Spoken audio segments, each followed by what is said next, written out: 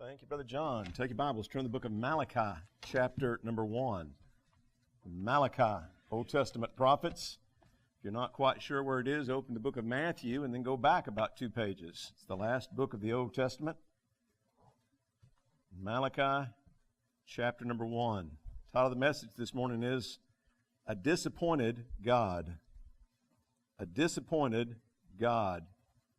Let's read the first couple of verses together. Malachi chapter 1, starting at verse 1, says, "The burden of the word of the Lord to Israel by Malachi. I have loved you, saith the Lord. Yet ye say, Wherein hast thou loved us? Was not Esau Jacob's brother, saith the Lord? Yet I loved Jacob, and I hated Esau, and laid his mountains and his heritage waste for the dragons of the wilderness. Whereas Edom saith, We are impoverished. We will return and build the desolate places. Thus saith the Lord of hosts, They shall build, but I will throw down. They shall call them the border of wickedness, and the people against whom the Lord hath indignation forever. And your eyes shall see it, and ye shall say, The Lord will be magnified from the border of Israel." The Bible passage that we're reading is a little bit unusual, and the title that I've given this particular chapter is a little bit unfortunate. The Disappointed God. Let's figure out why. To begin with, note that this is a very Hebrew book. We're in the Old Testament. It's written by an Old Testament prophet, Malachi. It's written to the Hebrew people. This is about as Jewish of a book as you can get.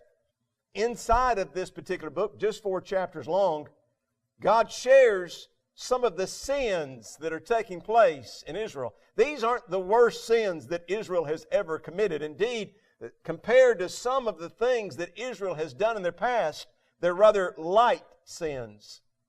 Yet this is after the captivity. This is after God has dealt with Israel about their sinfulness repeatedly.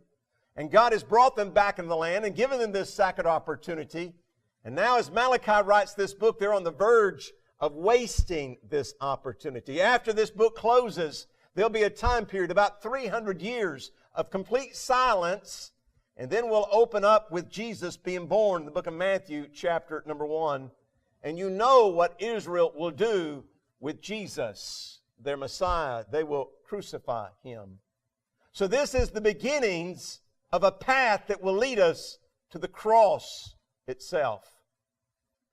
It's interesting. As I said, this particular book was written before Jesus was born, 300-400 years before Jesus was born. That puts it about 2,400 years old. It's an old, old book. And yet the interesting thing is the things that disappointed God about His people 2,400 years ago are still very close to the same things, I believe, that He's disappointed with His people about today in this year. So let's spend a few moments going through this chapter and noticing some of the things at which God is disappointed. One more thought before I actually get into the message itself. We don't traverse Old Testament prophets very often, at least not in morning worship. We study through them some, and I preach through them some on Wednesday night, but very rarely do we go to them for Old Testament or for Sunday morning sermons. There's 2 verses in this particular chapter that you really ought to highlight. They're prophecies, powerful prophecies. One's in verse number 4. In verse number 4, this is a yet-to-be-fulfilled prophecy. It's a prophecy of Edom. The prophecy is they're going to rise again. The nation of Edom will yet rise again. Probably will not be called the nation of Edom when it rises, but they will rise to move against the nation of Israel, verse number 4 says. And then God says what He'll do. He'll tear them back down again. As a matter of fact, if you were here this morning in Sunday school in the class that we were having, we were talking about Psalm chapter 83. I believe that's when that particular event will be fulfilled, but that is a prophecy yet to be fulfilled. There's another one in verse number 11. In verse number 11, God describes that He's going to make His name great from the rising of the sun to the setting of the same, which means throughout the entire globe. That's already begun to happen. He describes in that verse how even the Gentiles will come and bring honor and glory to Him. Guess who you are? You're a Gentile. And you've gathered this morning to bring honor and glory to God. And all around the globe today, that Bible passage is being fulfilled.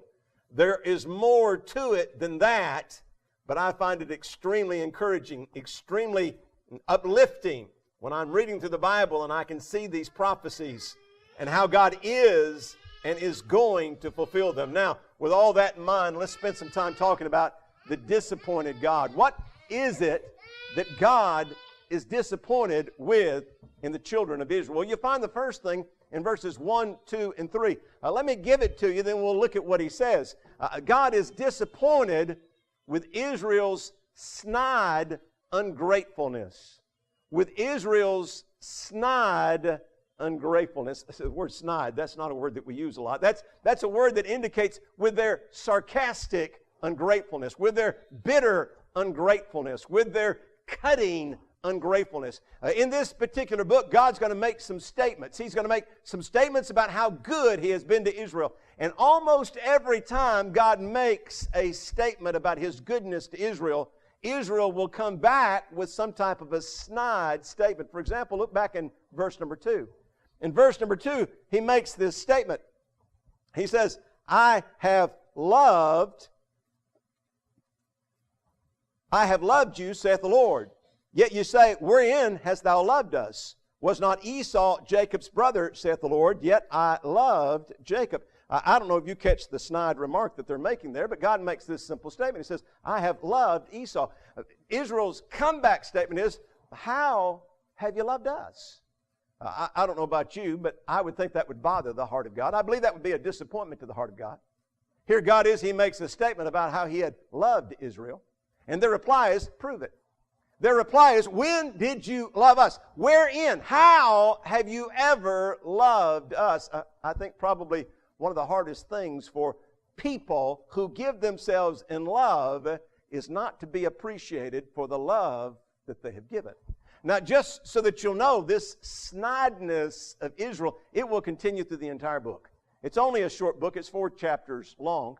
But if you look down in verse number 6 and again in verse number 7, again you'll notice that God makes statements. For example, in verse number 6, He makes the statement that Israel has despised the Lord's name. And they'll come back with that same tone again. Wherein have we despised thy name?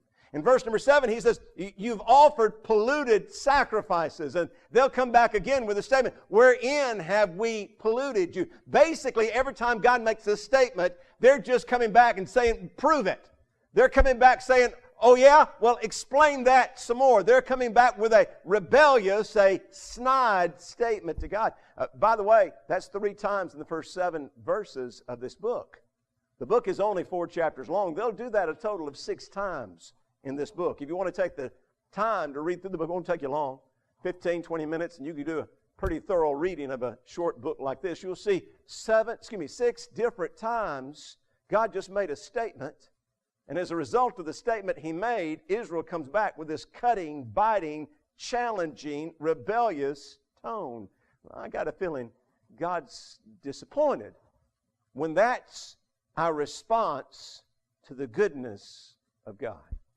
There's 6 different examples that we could choose from. Let's just go with the first one. God makes this statement, I have loved Jacob. Their response is, oh yeah? Prove that. When have you loved Jacob? Now, God could give a lot of examples, a lot of discussion about the times that He has loved Israel over all the other nations of the world. But He settles on just one. He makes a statement in verse number 2. He says, I have loved Jacob. And then He finishes it in verse number 3. And I have hated Esau. Well, that's a harsh statement right there. We just about need to spend a moment and make sure we understand what's taking place there. Because He made the statement. God makes the statement in verse number 3, I have hated Esau. I hope you know who those 2 characters are. Jacob and Esau were brothers. In the Old Testament, we've got Abraham, who begot Isaac, and Isaac begot Jacob and Esau. Esau was the older of the 2 brothers. And God is saying here, Malachi, the last book of the Bible, He says, well, if you want an example of how I have loved you, but I have hated Esau. You say, well, preacher, would you explain that? Because I didn't think God ever hated anybody. Now, I'm going to try to explain that, but I want you to know at the very beginning, I'm not trying to correct the Bible at all. Okay? I'm not trying to correct the Bible. But I'm going to make this statement. I really don't think, in the way that you and I would call it hatred, I don't think God hated Esau. As a matter of fact, God treated Esau very, very well. You go back to the Old Testament and look, everything that God did for Jacob, He actually did for Esau. For example, in the Old Testament, God made the promise to Jacob. He said, I'm going to give you some land, and he gave him the land of Israel. Guess what he did to Esau? He gave him some land too. He called it Edom. You can still find it on maps if you'll go back to the old Bible times, a huge hunk of land that God gave to Esau. Not only so, but God raised up 12 princesses in Israel. We call those the 12 tribes of Israel. Most of you could even name 5 or 6 of those at least. Guess what he did in Esau? He raised up 12 sons to Esau who were also princesses. As a matter of fact, the book of Genesis gives us their names. Typically, they're referred to by the word Duke. Duke so-and-so and Duke so. I guess maybe England, London, and those nations and cities began to name their royalty because that's exactly what Esau called his princesses. He called them dukes and earls. Not only so, but in the Old Testament, God gave to Jacob some promises of blessings, some promises of protection, some promises that they could keep their land. And guess what God did to Esau? He gave him blessings just like that. I mean, if you read through the Bible, you'll find out that God was just as good to Esau in many ways as he was to Jacob. You say, well, preacher, why was God good to both Jacob and Esau? Well, the reason he was good to both of them was because they were both sons of Abraham. You remember God's blessing was on Abraham and on Abraham's seed. Well, Abraham begot Isaac. Isaac begot Jacob and Esau. Well, guess what? Esau is still of Abraham's seed. So if God's going to honor His word, if He's going to bless Abraham's seed, not only has He got to bless the line of Jacob, He's also got to bless the line of Esau. And I tell you, He did. Now, you're listening closely. You've probably got a big question. The question is, well, the preacher, if He was that good to Esau, why does He say here in this text that He hated Esau? Well, the reason is a little bit subjective. There's one promise that God couldn't share with Esau. You see, the promise that God had made to Abraham that He would bless him and that through him all the nations of the world would be blessed, that was the promise. That was the blessing. And that was going to pass down through the descendants of Abraham. It passed from Abraham down to Isaac. It passed from Isaac to Jacob. Now, really, Esau was the older brother, so the promise really should have gone to Esau, but it didn't. Instead, God gave it to Jacob. Now, this promise, although God's been good to Esau, this promise that the Messiah would come through this line and that God would bless the whole world through this line, that one couldn't be passed over to Esau at all. God could be good to Esau, but God couldn't duplicate that covenant. He couldn't duplicate that. That was for Jacob and for Jacob alone. And because of that, the descendants of Esau probably looked at this like God loved Jacob, but He didn't love us. I mean, look, God let the covenant go to Jacob, and our father was actually the older. Our father was in line, but God didn't let the promise go to our father. Instead, He let it go to Jacob. Therefore, God loved Jacob, and God hated Esau. Now, you complete the circle any way you want to. You kind of come to grips with this verse any way you want to. I just want you to understand, if that's God hating somebody, God hated them pretty good. I mean, if He's going to bless them with land, if He's going to bless them with promises, if He's going to bless them with princesses, now understand, eventually, Esau's descendants will get so hateful to Israel that God will have to deal with them. He'll have to destroy them. But as far as the man Esau, you read through the Scriptures, God treated him awfully, awfully good. Well, let's go back one more time. It's kind of a complicated situation. We've got here, God says, I love Jacob, and I've hated Esau. And we kind of maybe understand that's just a little bit subjective. God's awful good to Esau. But maybe you've still got a question. Maybe the question you've got is, well, why didn't God give the covenant to Esau? I mean, he still treated Esau very well, but how come He removed Esau from the line and stuck the younger brother Jacob into the line? I mean, was Jacob that much better of a man than Esau? Actually, no, he wasn't. If you'll go back and read the book of Genesis, I've said many times, if I had to sit on a bus between one of those two brothers, I'd sit beside Esau any day before I'd sit beside Jacob. Jacob was a trickster and a thief. I wouldn't want to get too close to him. It wasn't because Jacob was the better of the two men. No. It wasn't because he had done something good and worthy to deserve it. No, it really wasn't. It's because of two words.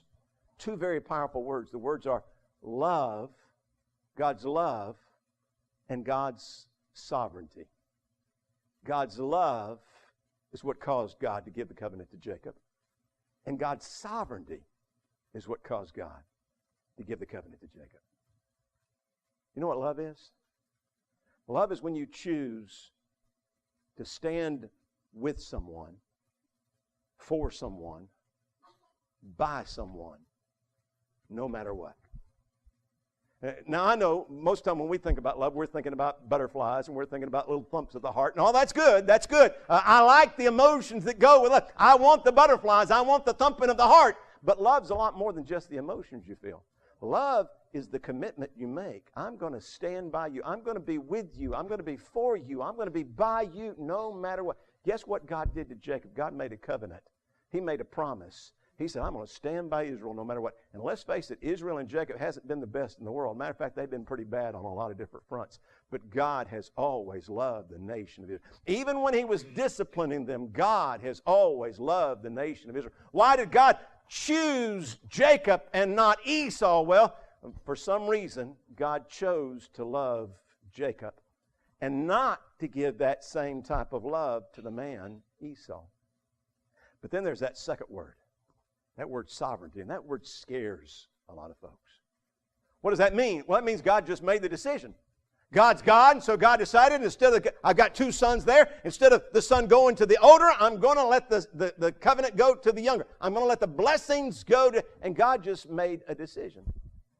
I don't know if you get this or not, but God's had to do that a lot. Matter of fact, God does that a lot. When you start creating a universe from scratch, you just got to make some decisions. I mean, you got to decide whether the planets are going to be square or round. Somebody's got to make that decision. God just sovereignly made. You got to decide whether water is going to be clear or milky. God just made that. You got to decide whether the birds are going to walk on their feet or fly in the air. Whether the elephants are going to walk on their feet or fly. You've just got to make some decisions. And God is a sovereign God. God makes decisions. And God had a decision here. He said, I got two sons. It can either go through Esau or it can go through Jacob. And God made the decision sovereignly. God made the decision. I'm going to let this go down to the line of Jacob. Now, if that bothers you that God is a sovereign God, you probably need to rethink it. Because the truth of the matter is God's made some awfully good decisions for us. Just sovereignly made some good decisions for us. This past week it dawned on me again. It was God's sovereignty that allowed us to be born in America. I don't know about you, but that was a pretty good blessing. I did a little bit of research. You know, there's all kinds of other countries that could have been born into. We could have been born into a poorer country. One of the poorest countries in the world today is Uganda. Uganda, the average life expectancy there is 58 years old. The average income for the entire year is less than $1,700. That's their income for the whole year. That's the average. There's probably some folks in this fellowship this morning. You make that in a week. Especially you make that in a couple of weeks. And they don't make that in a whole year. 66 out of every 1,000 children born in Uganda will die before the age of 5. Well, somewhere around 1 out of 4 kids will make it to high school. I don't know how many will graduate, but only 1 out of 4 will even make it to high school in Uganda. I don't know about you, but I count myself as awful blessed, not being born in a poor country. By the way, God sovereignly made that choice. But even worse than being born in a poor country would be being born in a war-torn country. You know, you look at the globe and it looks very peaceful, but if you actually knew what was going on that map, it might shock you a little bit. Countries like Syria, countries like Afghanistan, the countries like Sudan, those countries are so violent. They've got dictators, they've got oppressors, basically they're Islamic in their religion. Those countries are so dangerous, they're so deadly, that statisticians can't even go inside the country to find out just how bad the country is. Then again, you could have been born in a hungry country, a country where they just don't have food, a country like Chad, Sierra Leone, or the country that's been dubbed the hungriest country in the world, South African Republic. In South African Republic, it's said that over half of the population is hungry every single day. Half the population hungry every single day. Do you know why you weren't born in South African Republic, in Afghanistan, in Uganda? It was a sovereign decision of God. All I can say is, if you lived in Afghanistan and they saw how good you've got it, you know what they might would say? They might would say God loved you and God hated them. Because God made some sovereign decisions that have made your life, my life, our life awful good. But the same God made some sovereign decisions that made their life not quite so good. I'm just saying God in His sovereignty has done pretty good by us. And by the way, that's not even talking about the spiritual blessings God's given us. God in His sovereignty has saved us forever. God in His sovereignty has determined that we will be conformed to the image of Jesus Christ.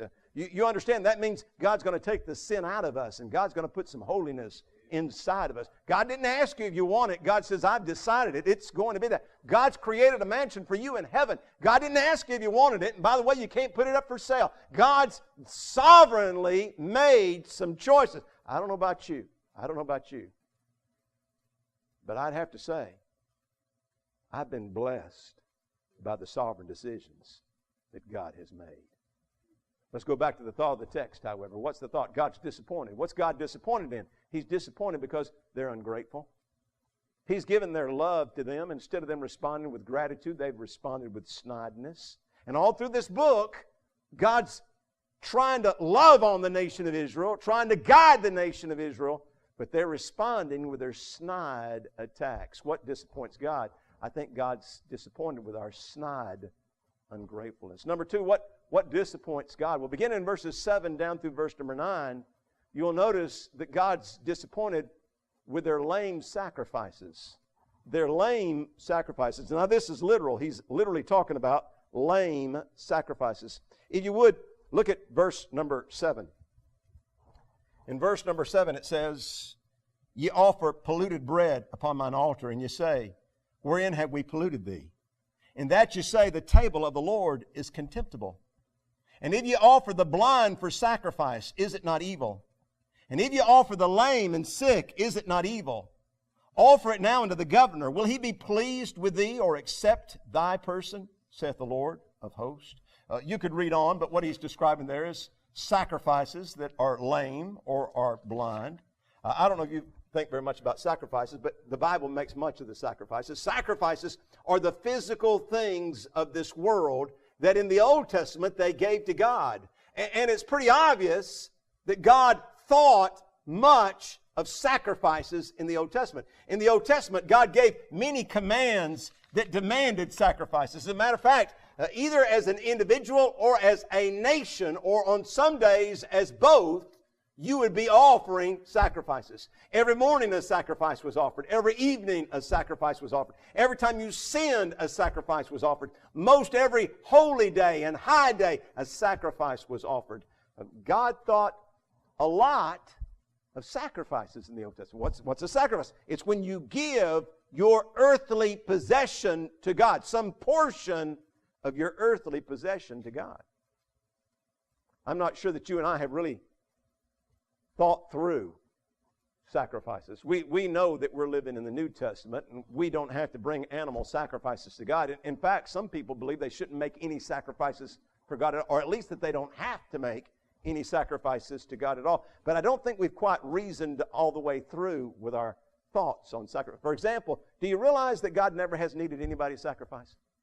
It's not that God needed somebody to kill a bull and lay it on an altar, either today or in the Old. The sacrifices have never been offered because God had a need. Some folks seem to think, well, we don't have to offer sacrifices now. We're not living under the Old Testament economy. We're not supporting the nation of Israel. There's no need. Folks, think this thing through. God's never needed what you've got. Think it through a little bit more. God already owns everything you've got.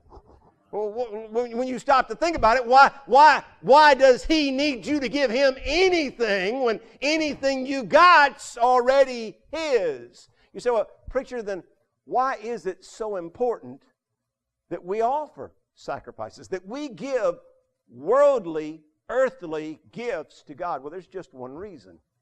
The reason why is because God doesn't want you to prize the things that He gives you more than He wants you to prize Him. You see, as dear as the things that He gives you are, as treasured as the things that He gives you are, He wants you to treasure Him, prize Him even more. That's the reason He asks for sacrifices. And indeed, we're in the New Testament now. And there are no laws that say, I must give a tithe, or I must give an offering. There are no laws. However, the precept is still taught. Why? Because the principle is still the same. God wants you to keep your priorities straight. He wants us to understand that the giver is more important than the gifts that He's given to us. Now, money's very dear to us because we can do a lot of things with it. Money gives us a sense of security. It allows us to buy and trade. It allows us to experience joys and pleasures. It provides comfort for us. All of these things are important. But what you need to understand is the bigger the sacrifice you give to God, the better, let's use that word, the better the sacrifice is that you give to God, the more you're demonstrating to God His importance in your life. In this Bible passage, they were giving God the blind sheep. They were giving Him the lame ox. Now, I got to say, it's probably better to give God a lame ox than no ox at all. It's probably better to give God a blind sheep than no sheep at all. But what God is saying is, your gift is showing what you think of me. Your gift, your sacrifice is showing that you don't think much of my holy name. You don't appreciate much what I have given to you. I've given everything to you, and this is all you're willing to give back to me. God even asked the question. He says, go give it to the governor. Go give it to the leader of the land. Is he going to be impressed? And the answer is no. Now you've already got him skinned, gutted, and he's already laying on the table, cooked. Maybe he would enjoy that. But if you take him a blind, lame animal, he's going to realize you're giving him the worst you've got. You know, this is Christmas time. And the old song goes, we're checking our list. We're checking it twice. And the reason we're checking our list is, if it's our list and we're making a list for what we want to get what we want. We don't want to be disappointed with what we get ourselves. And if you're a giver, and I know that you are, you're checking your list of who you're going to give to. You want to make sure that you get them something that shows them that you love them and that you care for them. So everybody's writing their list and they're checking it because they realize the gift they give reflects the love that they have. Do you understand this is Jesus' birthday? Or at least it's the time that we're remembering Jesus' birthday. And do you understand that the same truth holds? What you give to God or what you don't give to God reflects the love that you've got for God, or perhaps the love that you don't have for God. God says in verses 7 and 9, He's disappointed. He's disappointed what? He's disappointed in their lame sacrifices. He's disappointed in their snide ungratefulness, but He's disappointed in their lame sacrifices. Look down in verse number 10. You'll see that He's also disappointed in their service. Verse number 10 says, who is there even among you that would shut the doors for naught or for nothing? Neither do you kindle fire on my altar for naught, for nothing. I have no pleasure in you, saith the Lord of hosts. Neither will I accept an offering at your hand. Well, He's talking about their snideness. He's talking about their sacrifices. Now he's talking about their service. It's interesting. I've already pointed out this is an old book. We're going 2,400 years in the past, yet men and their excuses really haven't changed a lot. God's describing here, I can't even get somebody to shut the door. There's nobody who, unless I pay them, is even willing to come and kindle the fire. People's excuses haven't changed a lot.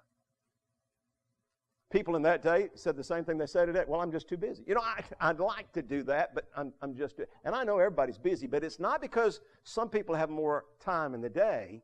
It's just because some choose to move God up in the list of priorities for their day. And then some people are always going to say, I'm just not capable. I don't have the ability to do that. You notice he wasn't asking for anything too hard. He's asking for somebody to shut the door and somebody to start the fire. Let's face it, most of what God asks is not difficult. Most of what God is asking for is consistency. Mostly God just needs somebody that will show up every time and make sure the doors are open and closed. Mostly God's looking for somebody that will show up every time and make sure the fire's turned on. In our environment, we'd say the lights are on, the doors are unlocked, that somebody locks up when everybody's finished, that somebody's working the sound system every time we've got to. Just consistency is what God is looking for. But notice what he says, I can't find anybody. I can't find anyone. Service is one of the gifts that we give to God that sometimes I think we underestimate. You know, good people, and I'm talking good Christian folks, they'll drop financially into the offering plate, and we need that. We need that in the service of God. God may not need it, but churches do. Preachers do. You can't buy a carpet if you don't have money. You can't pay the power bill if you don't have money. So churches do need that. And sometimes folks are very, very gracious about dropping sums of money into the offering, and it's needed. It's good. But I want you to understand that your time and your energy and your effort is also a gift that God treasures very much. Indeed, I would think that perhaps God treasures that even more than He does a financial gift. We need financial gifts.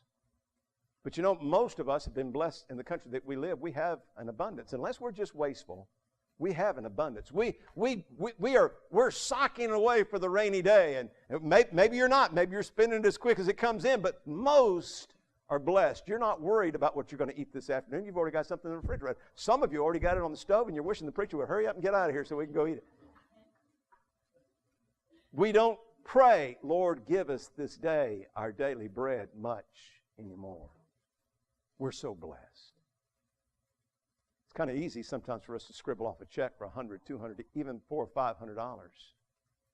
That's why God, I think, likes it when we show up and say, what can I do for you, Jesus? I'll give you my time. I'll give you my energy. I'll give you my effort.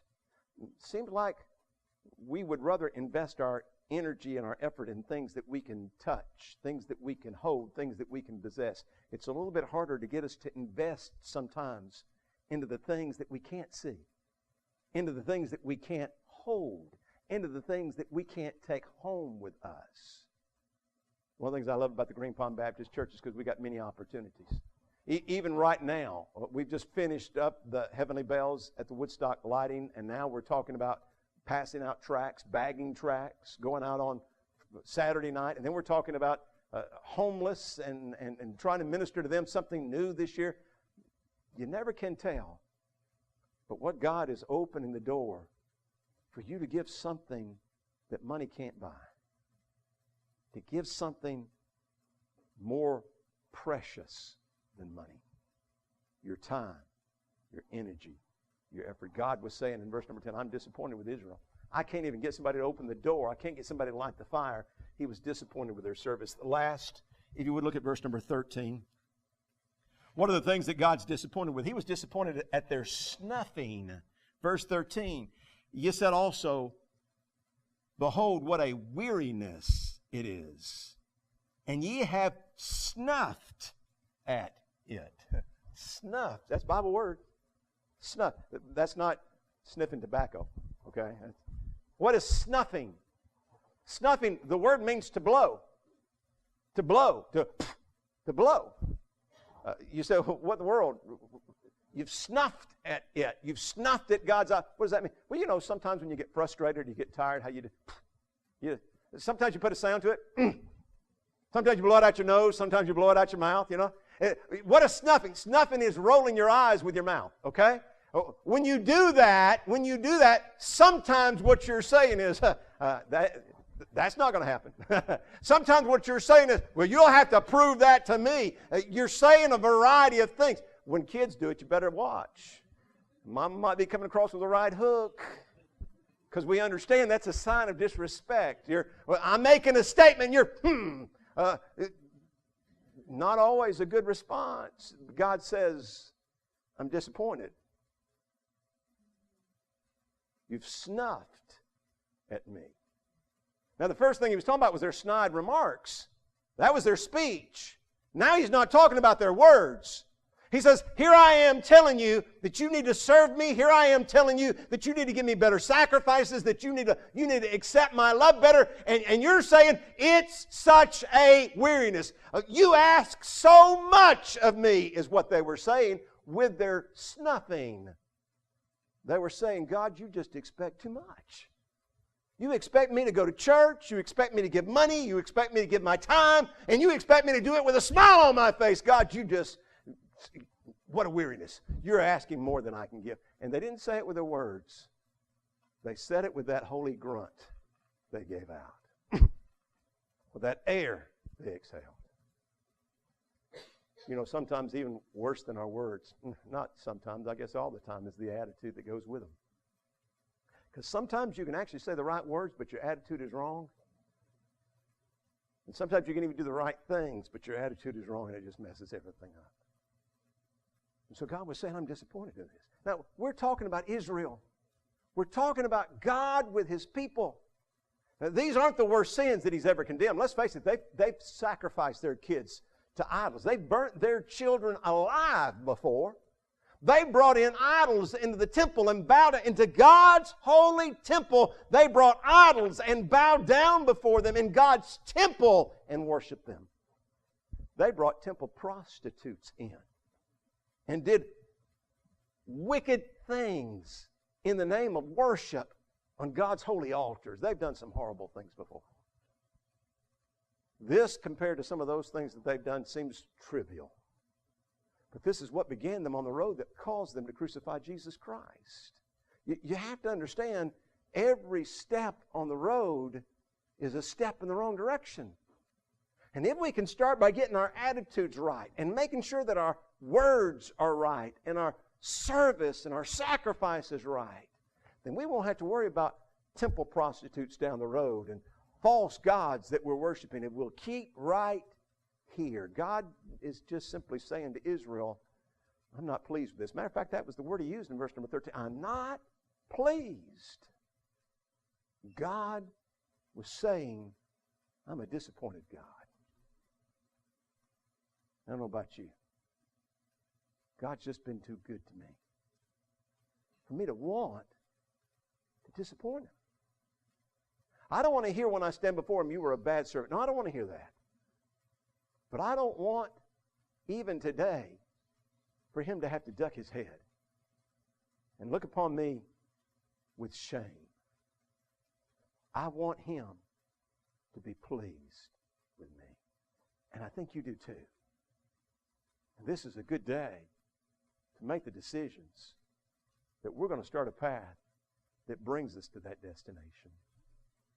Let's pray together. Father, I pray that you speak to our hearts. Lord, of the sins that we could name, these sins would not go on the darkest pages. They would not fill a column marked horrific sins. But God, I believe they brought a tear to your eye because they were the sins of your people. They weren't the sins of the heathen. They weren't the sins of the evil. They were the sins of your people.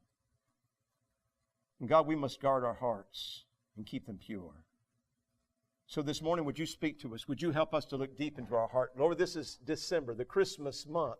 Help us to try to give to you the best gift we could give, to give to you ourselves, holy, clean, pure. Accomplish your will, your work in our presence today, and we'll do our best to give you the praise, for we ask it in Jesus' name.